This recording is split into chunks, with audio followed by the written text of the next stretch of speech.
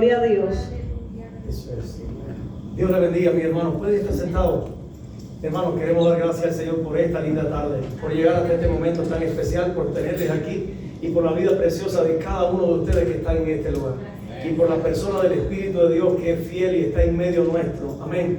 Moisés dijo: ¿en qué se conocerá que somos tu pueblo? Sino en que tú andes en medio de nosotros, que habites en medio de nosotros. Él es nuestra gloria y el que levanta nuestra cabeza. Queremos darle gracias a Dios por llegar esta tarde acá. Hay algunos hermanos que han estado acá en el pueblo, los oficiales de ICE, y eso, hermanos, se dispersa, y yo sé que a veces trae temor, pero yo les animo a temerle a uno solo. Amén. Jesús dijo: vamos a temerle a uno solo, y es el que puede, el que da la vida, el que puede quitarla, y dice echar nuestra alma aún en el infierno. Ese es el único, hermano, que hay que tenerle miedo. Dice la Biblia, dijeron los profetas: Él sea vuestro temor y Él sea vuestro miedo. Hoy Gillian y yo estábamos conversando de decisiones a veces que tomar y cosas a futuro y planeando cosas en la familia. Y yo recordaba una cosa, le decía a Gillian: a lo que más miedo yo le tengo es a tomar un camino en el que Dios no esté. En el tomar un camino que me saque de la voluntad de Dios. Y que Dios salga lejos de bendecir nuestro camino a resistir nuestro camino. Amén. Así que yo le quiero decir en esta hora: ponga su vida en las manos del Señor y viva sin miedo. Amén. Que de ahí para allá todo lo que pase, dice la Biblia que de Jehová es la tierra y su plenitud, el mundo y los que en él habitan. Y Él tiene el control. Él tiene el control absoluto de cosas que yo no he entendido todavía. Él tiene el control. Amén. Así que vamos a creerle ahí al Señor. Hermanos, en esta tarde queremos dar gracias a Dios por la bendición de estar en la casa del Señor, y también porque tenemos a Héctor acá con nosotros y su esposa. Y no se nos había dado la oportunidad porque, bueno, Héctor trabaja y entonces en este horario es un poco incómodo para él. Pero el domingo me dijo: voy a estar el miércoles acá. Y digo: pues vamos a aprovechar y nos predica ese día. Lamento que no estén todos los hermanos acá, pero igual nosotros lo vamos a recibir de parte del Señor. Amén. Así que sin más vamos a invitar a Héctor. Héctor, creo que para el video.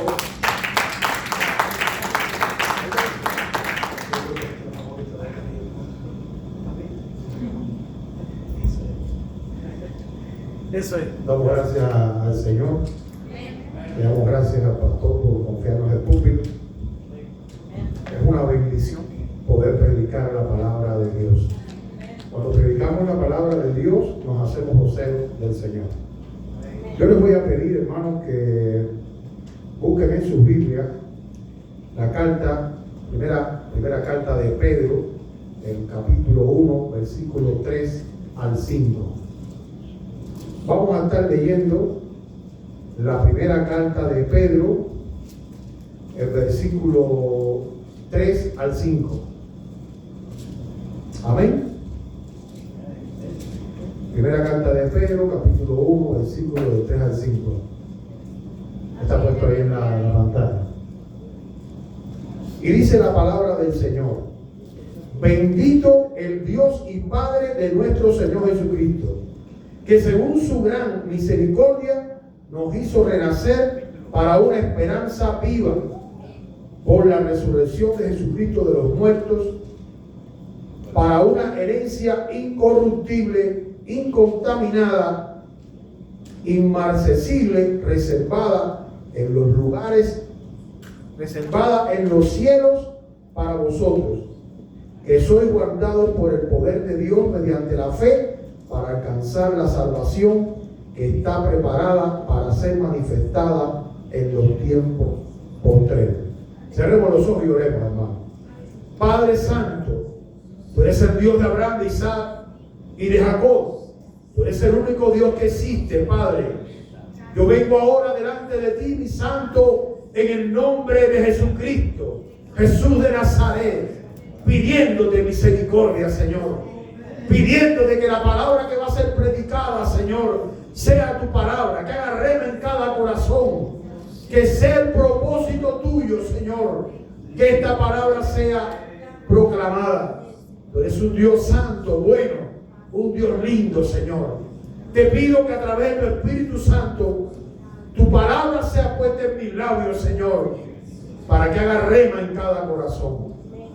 Yo te lo pido, mi Padre, en el nombre poderoso de Jesús. Amén. Pueden sentarse, hermano. Miren, cuando yo llegué aquí a Estados Unidos, conocí a un hermano que era puertorriqueño. Y este hermano me confesó que allá en Puerto Rico él heredó una casa que era de su papá y de su mamá. Pero cuando él fue a recibir la herencia, allí en el juzgado le dijeron: tu papá y tu mamá tienen una deuda, porque la mamá y el papá de él, después de ya ser personas mayores de más de 60 años, le dieron por estudiar en la universidad y adquirieron una gran deuda con el gobierno. Y cuando él fue a recibir aquella herencia, le dijeron: sí, pero la deuda de tu papá y tu mamá es más grande que el valor de la propiedad que tú vas a recibir. Entonces, si tú te quieres quedar con esta propiedad, tú necesitas primero pagar la deuda de tus padres. Y él se quedó y dijo: no, mira, yo renuncio a esta herencia. Es decir, es posible renunciar a la herencia. Y él renunció a la herencia, no pudo heredar lo que su padre le dejó, porque sus padres debían mucho más dinero al gobierno. Cuando él me hizo este cuento, yo realmente quedé un poco así como confundido, porque para mí, yo tenía 47 años, hace 15 años. Para mí, cuando tú recibes una herencia, pues es algo que te dejó tu papá, porque allá en Cuba el comunismo casi no hay herencia, pero cuando tú recibías algo era para ti, no era para dárselo a nadie. Y aquello me dejó a mí confundido. ¿Cómo tú recibes una herencia, pero con la herencia tienes obligaciones? Y las obligaciones que él tenía que cubrir era la deuda que tenía su papá. Esto nos lleva a una conclusión: que todas las herencias no son buenas. Todo lo que le damos no es bueno. Que desde el derecho romano las herencias tienen bienes, derechos y obligaciones. No solamente que voy a recibir, sino tengo obligaciones. El texto que nosotros acabamos de leer dice: bendito el Dios y Padre de nuestro Señor Jesucristo, que según su grande misericordia nos hizo renacer para una esperanza viva, no una esperanza muerta, una esperanza viva. Y dice: por la resurrección de Jesucristo de los muertos, para una herencia incorruptible, incontaminada e inmarcesible, reservada en los cielos para vosotros. Dice que soy guardado por el poder de Dios mediante la fe para alcanzar la salvación que está preparada para ser manifiesta en los tiempos postreros. Ahora, esto lo escribe el apóstol Pedro. El apóstol Pedro, cuando usted busca los versículos anteriores, el 1 y el 2, dice que esta carta fue escrita, principalmente está dirigida para los creyentes que enfrentan hostilidades, cristianos que enfrentan hostilidades, cristianos que enfrentan amenazas, cristianos que enfrentan inseguridad. Y como decía el pastor antes de yo hablar, lo único malo es que Dios nos halle en el camino que no es su voluntad. Nuestra vida está puesta en las manos de Dios. Y si nuestra vida está puesta en las manos de Dios y vivimos según la voluntad de Dios, en santidad y temor, a nada ni a nadie tenemos que tener. Porque nuestra esperanza viva está puesta ¿en quién? En Jesús. Nuestro fundamento está puesto ¿en quién? En Jesús. Pase lo que pase, venga lo que venga. Y Pedro, el apóstol Pedro, le está escribiendo a esa gente que están en Asia, dispersada, que están huyendo porque el imperio romano los quiere cazar para matarlos. En otras palabras, porque están huyendo, imagínense, porque no tienen documentos. Y puede en un momento a hombre llegar y decirte, se acabó. Ahora, vamos a ver un poquito la vida del apóstol Pedro. Y hay un momento relevante en la vida de Pedro que lo puedes ver en Mateo 1:3. Mateo capítulo 17, del versículo 1 al 3. Esto es un momento especial, diría yo, único en la vida del apóstol Pedro. Y es el llamado milagro de la transfiguración de Jesús. Dicen que Jesús toma por la mano a Pedro, a Jacob y a Juan. Jacob es el que le llaman Santiago, que es el hermano del Señor. Y dice, Mateo 17, 1 al 3. 6 días después, Jesús tomó a Pedro, tomó a Jacob y a Juan, su hermano, y los llevó aparte a un monte alto, y se transfiguró delante de ellos. Resplandeció su rostro como el sol, sus vestidos se hicieron blancos como la luz, y aquí les apareció Moisés y Elías hablando con él. Es decir, que este momento que vivió Pedro, donde vio al Señor transformarse, dice que era una luz, algo para ese momento inexplicable. Lo está escribiendo Lucas, Mateo, que diga, lo está escribiendo Mateo. Parece ser que esto rápidamente ellos lo hablaron.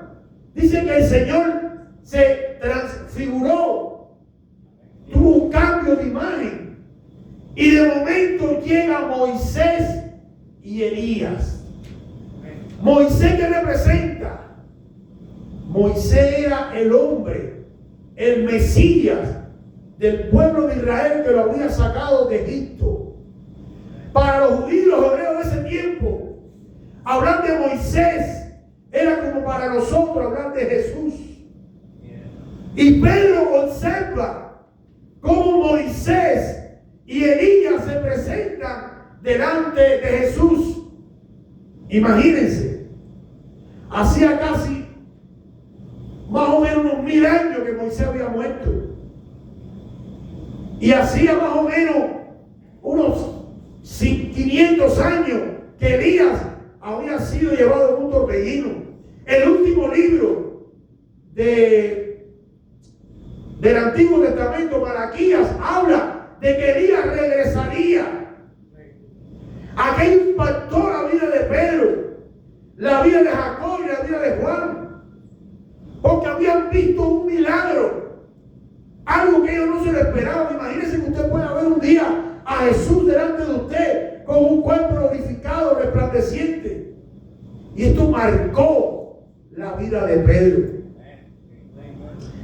Pero después hay un evento que no es tan de notar,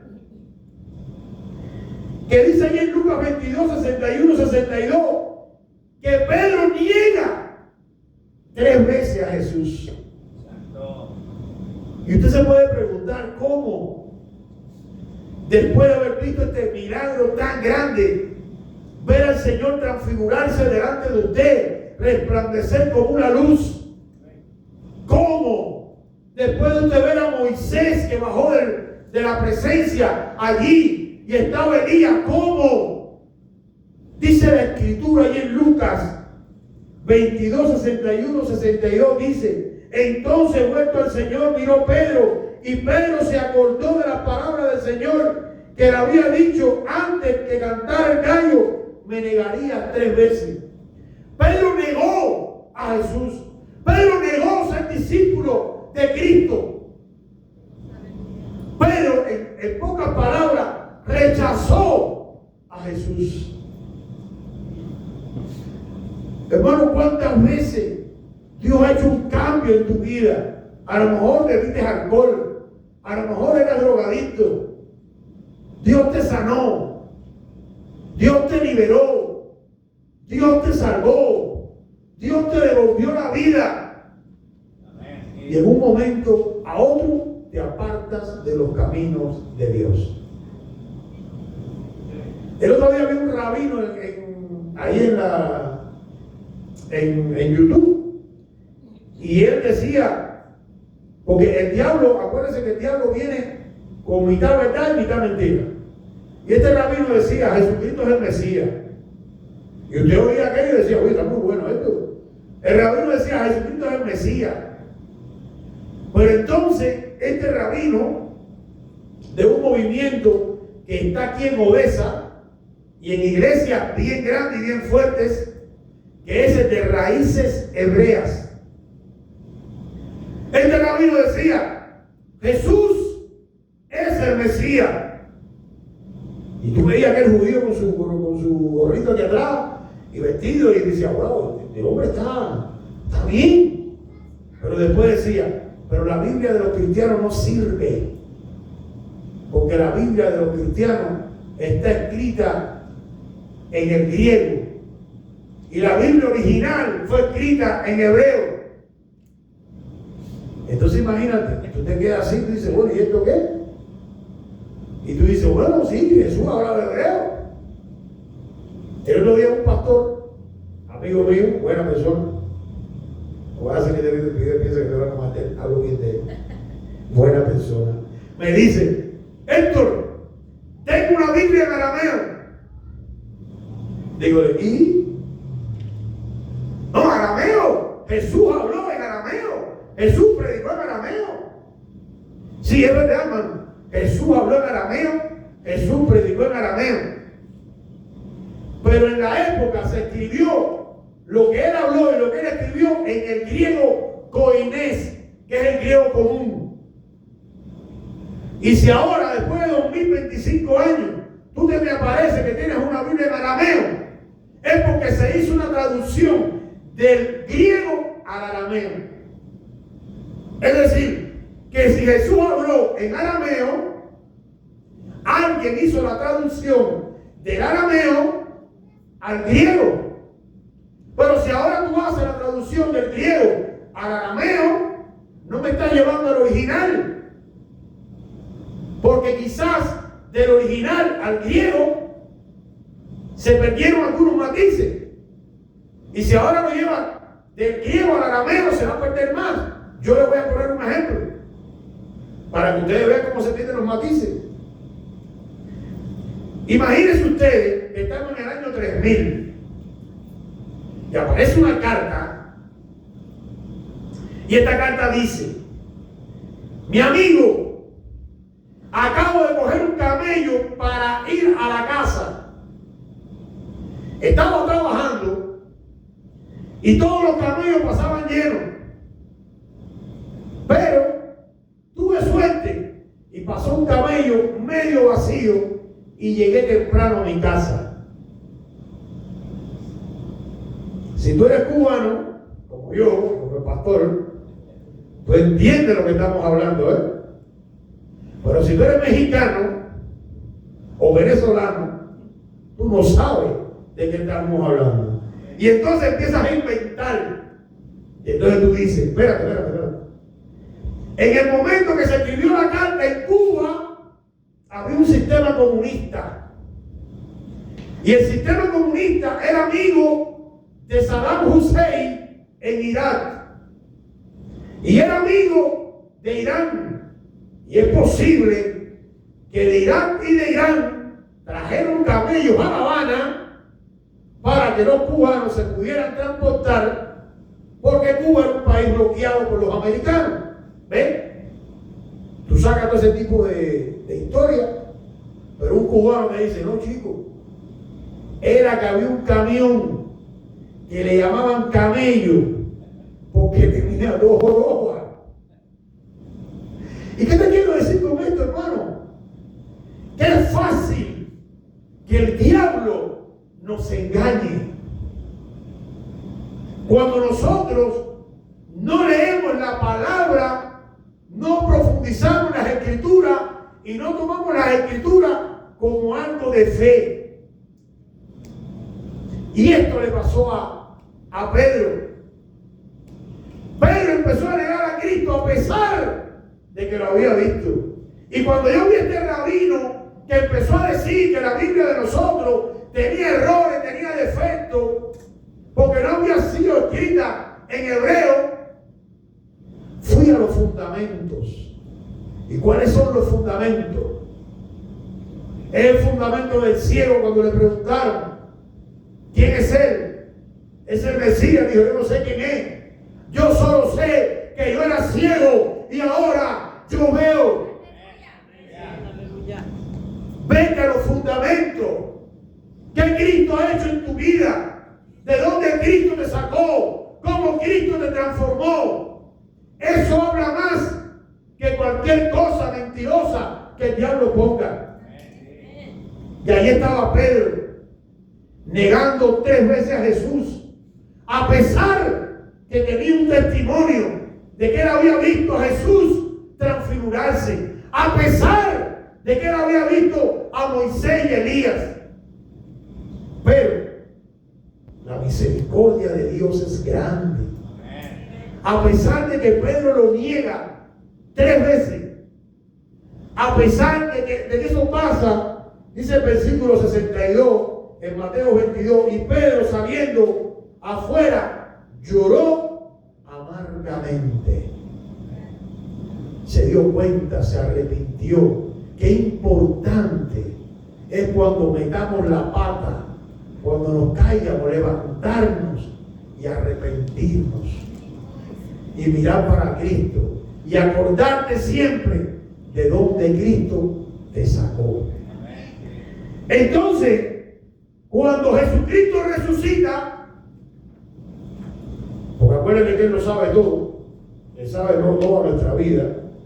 Cuando Jesucristo resucita, al primero que le aparece no es a Juan, el discípulo amado. No se le aparece a Santiago, su hermano. Al primero que Jesucristo se le aparece después que resucita es a Pedro. Dice que de todos los apóstoles, y un apóstol en ese momento eran los que recibían directamente de Jesús la enseñanza. Y al que primero Jesús se le aparece, después que resucitó al primerito, fue a Pedro. ¿Por qué? Porque Dios es amor. Porque Dios va a llegar a tu vida, aunque tú te hayas caído, porque tú eres el que más necesidad tienes. Y Él se le apareció a Pedro. Y es interesante, porque en Lucas 24:34 dice,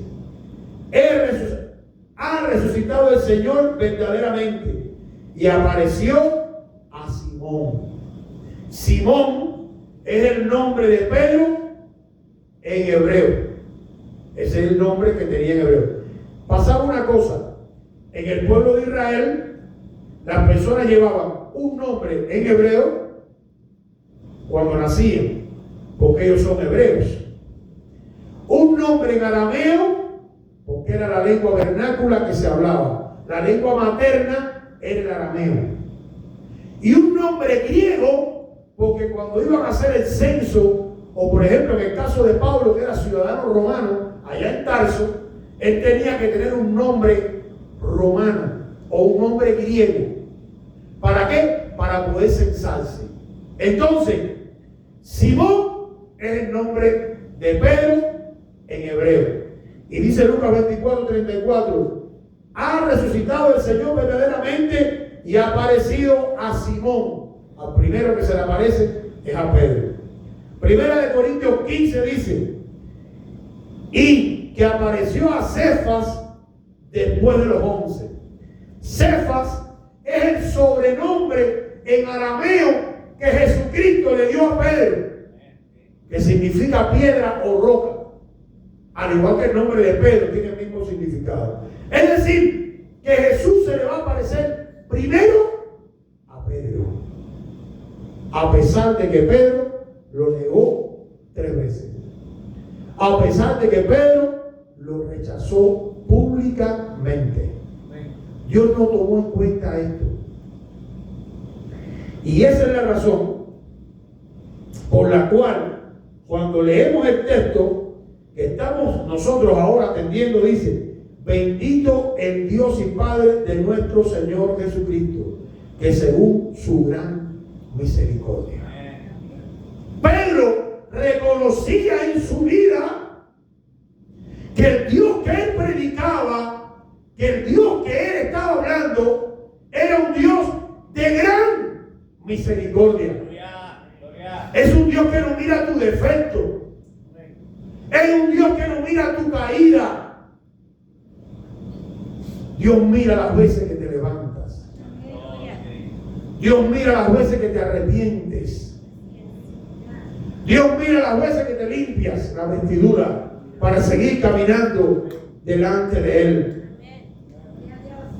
Porque Dios no tiene el corazón de nosotros.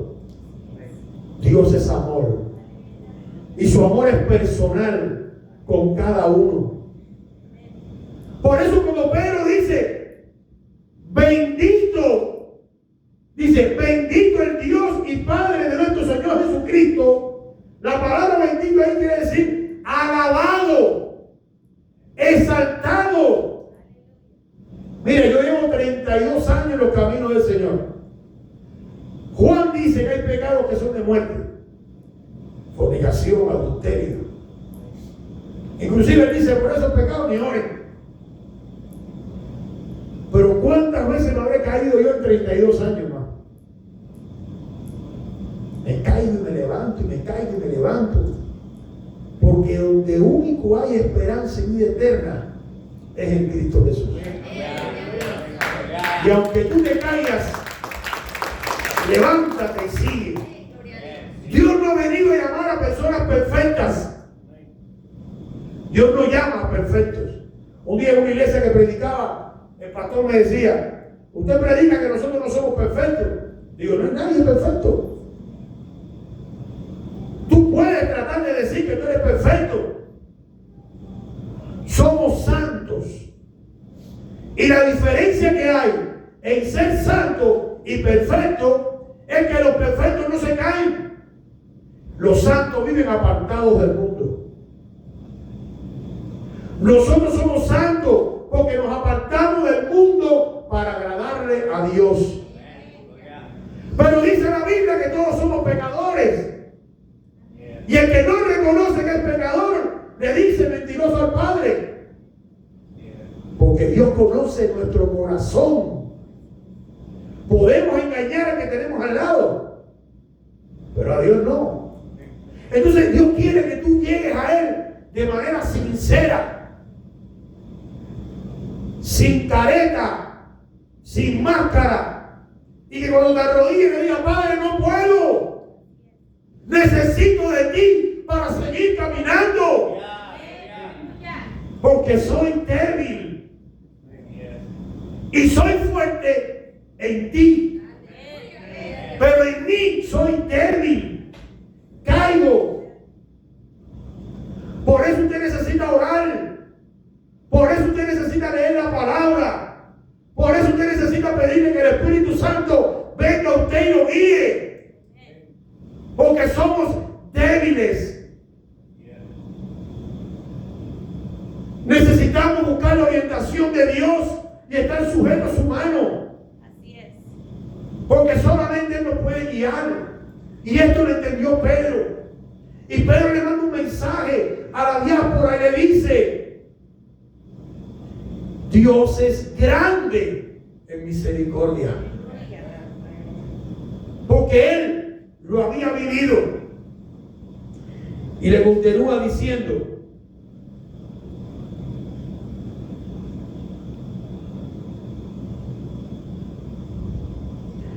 que según su gran misericordia nos hizo renacer para una esperanza viva. El propósito de Dios en nuestras vidas, la razón por la cual Dios tiene misericordia de nuestras vidas, es porque Él quiere que renazca en nosotros una esperanza viva. Porque Dios es un Dios de ¿qué? De vivos. Dios no es un Dios de muertos. Yo necesito entender que a través de Cristo la misericordia en mi vida se va a manifestar para que yo pueda tener una esperanza viva. Cuando yo voy a mis rodillas y me arrepiento de mis pecados y le pido perdón al Señor, no es para mañana volver a cometer el mismo pecado, porque entonces la esperanza es muerta. Seríamos como los puercos, los marranos, como dicen ustedes, que se van a revolcar ahí todos los días en el mismo barro. Para eso Cristo no nos llamó. Cristo nos llamó para una esperanza viva, para que pueda renacer en santidad, apartado del mundo.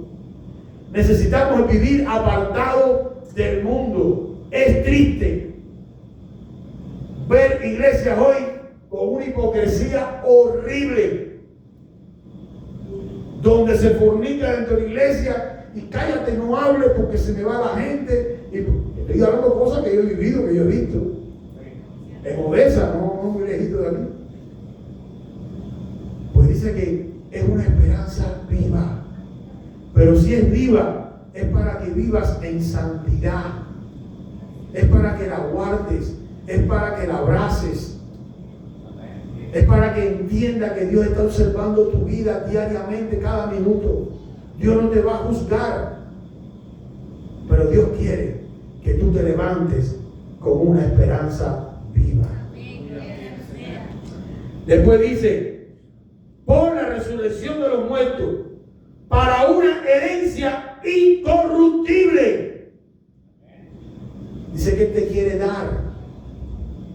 Él te quiere otorgar una herencia incorruptible. Aleluya. Esta herencia, tú no vas a deber nada, porque ya Jesucristo en la cruz del Calvario pagó por nuestros pecados. Él pagó. No como el amigo mío puertorriqueño que su papá se murió y no pagó. No, aquí Jesucristo ya pagó en la cruz del Calvario nuestra deuda con Dios. La enemistad que había entre el hombre y Dios a través del pecado de Adán y Eva, Jesús la pagó en la cruz. Tú renaces con una esperanza viva. No tienes deuda con Dios. Y vas a ser heredero y coheredero con Cristo Jesús. Ahora dice, una herencia incorruptible. ¿Qué quiere decir esto? Inalterable, íntegra, absoluta, resistencia. Esto es una herencia que no puede ser sobornada. Usted no va a recibir herencia ni porque sea amigo del pastor, ni porque sea que me aviene, ni porque sea que más viene a la iglesia. Usted va a recibir esa herencia porque usted va a ser un hombre de Dios, imperfecto, pero santo. Porque usted se va a apartar del pecado. Dice que esta herencia es incontaminada. No puede ser contaminada. Quiere decir que esta es una herencia íntegra. Nadie le va a sumar ni le va a quitar. Y dice que es una herencia inmarcesible, que no se puede marchitar, permanece fuerte, bella, vital en todo tiempo. Es como el amor de Dios. El amor que Dios tiene hacia usted nunca se va a marchitar. Usted puede apartarse de Dios. Usted puede rechazar a Dios. Usted se puede ir bien lejos de Dios. Dios siempre va a estar ahí, con sus brazos abiertos, esperando que tú regreses. Le decía el otro día a un hermano, la puerta que tú puedes abrir, Dios no la va a abrir. La puerta que tú no puedes abrir, Dios la va a abrir.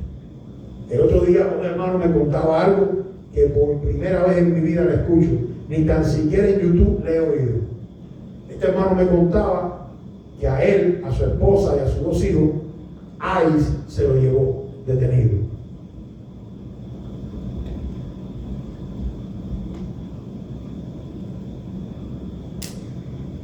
ICE se lo llevó detenido. Este hombre nunca en su vida había ido a una iglesia, nunca había escuchado de Dios. Eso pasa mucho en mi país, en Cuba. Yo nunca había escuchado de Dios. Yo no sabía nada de Dios, jamás en la vida. Y a este hermano le pasó lo mismo. Y ICE lo tenía retenido. A él, a su esposa y sus 2 hijos.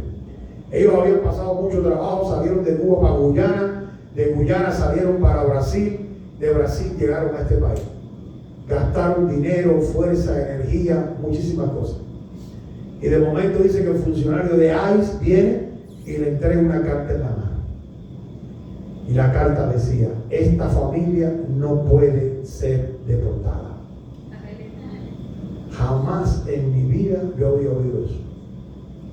Esta familia no puede ser deportada.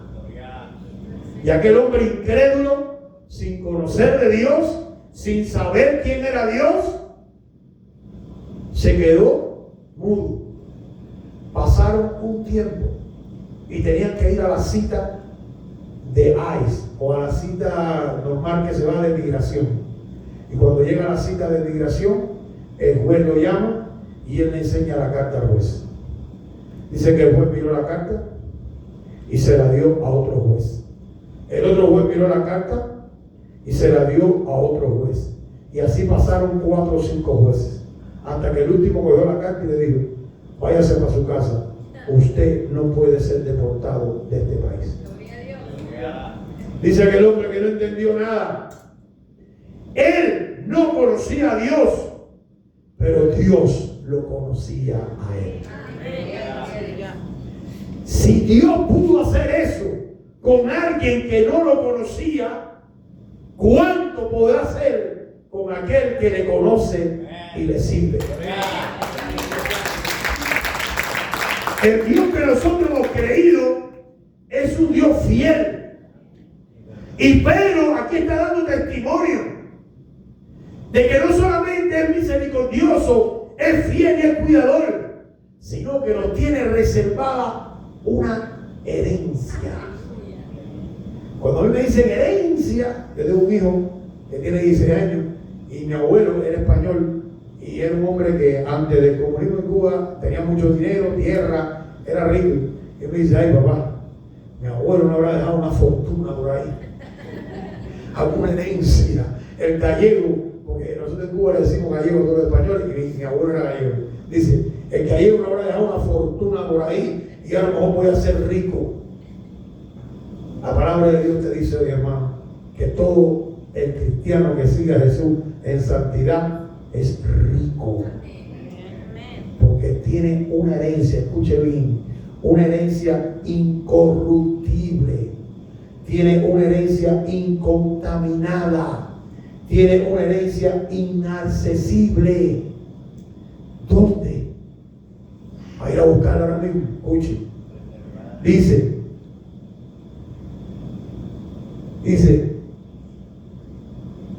reservada en los cielos para vosotros. cielos, hermano, Dios tiene una herencia que no se mueve, que no cambia, que no le pueden sumar ni quitar. Que sois guardado por el poder de Dios mediante la fe. Tú y yo somos guardados, cuidados, protegidos por el poder de Dios a través de tu fe. ¿Qué es la fe? La certeza de lo que se espera y la convicción de lo que no se ve. Es necesario que estemos convencidos, que tengamos el convencimiento que allá en el cielo Dios tiene reservada, guardada una herencia. Dice que la tiene guardada ¿para quién? Para vosotros. Y continúa diciendo: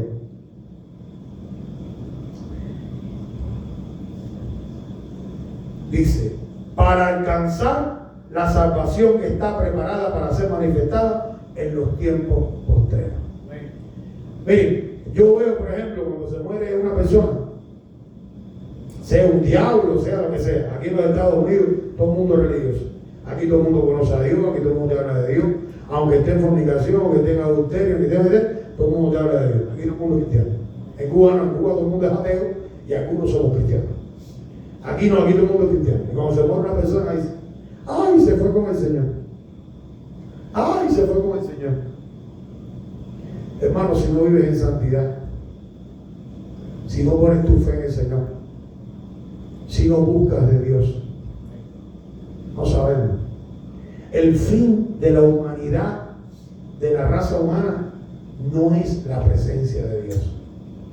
El fin de la humanidad es el infierno. Solo los que creen en el Señor Jesucristo de manera absoluta y tienen su fe puesta en Él, son los que van a llegar a obtener esta herencia, que es la salvación y la vida eterna. Cuando el ladrón de la cruz está ahí al lado de Jesús, le dice: Señor, acuérdate de mí cuando vengas en tu gloria. Y el Señor le responde otra cosa: en tu reino, no en tu gloria. Cuando vengas en tu reino. Y el Señor le responde otra cosa. El Señor le dice: de cierto te digo hoy que estarás conmigo en el paraíso. Todos queremos llegar al paraíso. Todos queremos una salvación final. ¿Qué Dios te pide? Que vivas en santidad, que busques al Señor. La pregunta es: si vas al libro de Efesios, te va a decir que la salvación es por fe y no por obra. Pero cuando nosotros amamos a Dios, cuando nosotros vemos lo que vio Pedro, cuando nosotros entendemos en la Escritura que hay un Dios de misericordia, que a pesar de nuestras caídas, Él nos ama y es fiel, por gratitud, entonces nosotros tememos al Señor, porque no queremos perder la salvación, no queremos perder esa salvación. Muchos son los llamados, pocos. No es para todo el mundo, caballero. Es solamente para los que sean capaces de ser gratos en una vida santa y devoción delante del Señor. Mire, ahora no sé si han visto, hasta qué hora es, no sé si han visto que hay una nueva, es una nueva ciencia para el hombre, que es la epigenética. La epigenética estudia que alrededor del ADN de nosotros existe toda una serie de manifestaciones de nuestros antepasados. Es decir, que nuestra conducta puede ser heredada a nuestros hijos, a nuestros nietos. Cuando usted pasa aquí al frente y el pastor pone las manos sobre usted, o el predicador ora por usted, en ese momento el Espíritu Santo de Dios está tocando su ADN. Dios está sanando. A lo mejor tú tú tienes diabetes, el Señor sana tu diabetes a través del Espíritu Santo. Yo no sé lo que hace. La ciencia dice que ya se puede transformar el ADN del ser humano. El Espíritu Santo puede tocar tu ADN. La ciencia ahora está revelando lo que Dios hizo hace 2000 años. Cuando tú estás sentado ahí atrás y te duele la cabeza, te duele el pie, te duele el brazo, o tienes un problema en el estómago y pasas aquí adelante y el pastor te pone las manos, ora por ti, el Espíritu Santo de Dios está revolviendo tu cuerpo. ¿Sabe cuántos ADN hay en el cuerpo de una persona? 35.000 millones. Es una información de todo tu cuerpo. Cuando usted le diga, iglesia, pase al frente para que oren por usted, es una oportunidad única de que Dios empiece a trabajar dentro de usted, que el Espíritu Santo empiece a tocar tu célula, tu vida empieza a cambiar. Hermano, la vida cristiana está sobre la base de la fe. Y la ciencia cada día está demostrando más que la fe de los cristianos no es locura, es real. Acérquese a los pies de Jesús. Deje que oren por usted. No sea rebelde. No se quede ahí. No, yo no, me da pena, me mira. No. Imagínese. Es solamente una imaginación. Que le vamos a dar $100 a que llegue aquí primero. Imagínense. Que ahora yo le digo, hermano, miren, ahora ustedes están ahí sentados, todo el que venga para acá le vamos a dar un billetico así. Oye, para que nadie se quede sentado. Pues el Espíritu Santo de Dios quiere ministrar cada una de sus vidas. Yo no sé cuál es tu necesidad, ni la tienes que hablar, ni la tienes que decir. Pero Dios, que escudriña los corazones a través del Espíritu Santo, sabe cuál es tu necesidad.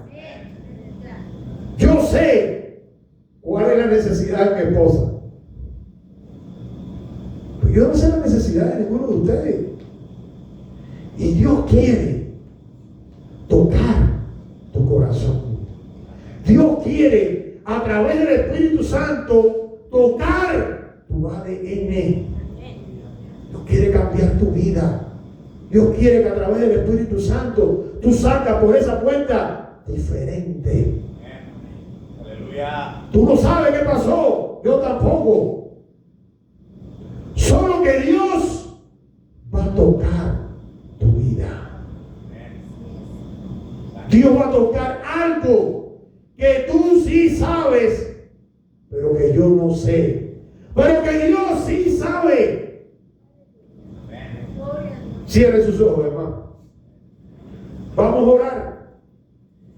Si usted tiene una necesidad ahora, venga al frente. Si usted necesita que Dios toque su ADN, venga al frente. Vamos a orar por usted. El pastor, la pastora, vamos a orar por usted. Venga al frente. Usted ore de manera personal con Dios y dígale, Señor, yo tengo una necesidad. Yo necesito de ti. Dios quiere tocar tu corazón. Dios quiere activar en ti eso que tú necesitas. Yo no lo sé.